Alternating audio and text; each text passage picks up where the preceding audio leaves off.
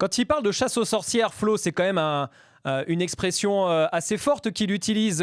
quand il dit finalement qu'on ne fait pas confiance aux joueurs assez longtemps, Roberto De Zerbi. C'est la première fois qu'il emploie ces termes-là. Comment ça a été perçu par l'état-major marseillais, par Mehdi Benassia et par Pablo Longoria?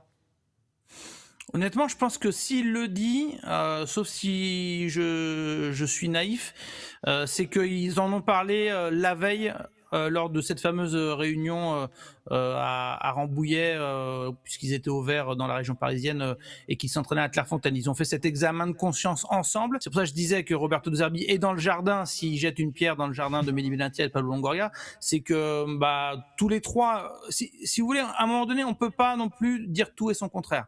Ça fait 1 an et demi que Roberto De Zerbi est arrivé et ça fait 1 an et demi que Mehdi Benatia, que ce soit en interview ou moi quand j'ai pu avoir des discussions un peu plus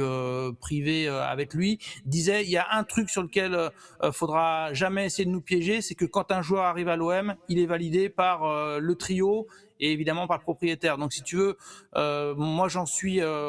convaincu et donc ça veut dire que ce constat-là qu'un joueur n'est pas fait pour l'OM, si au bout de 5 mois les dirigeants le vendent, c'est que Roberto De Zerbi il a donné son feu vert ou qu'il n'a pas voulu le faire jouer et que quelque part il est aussi partie prenante de cette stratégie-là.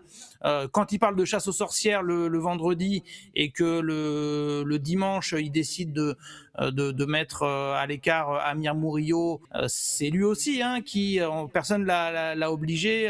à titulariser Murillo face à Liverpool ou Bruges très récemment pour des matchs très très importants. Donc ce double discours-là peut aussi un peu surprendre.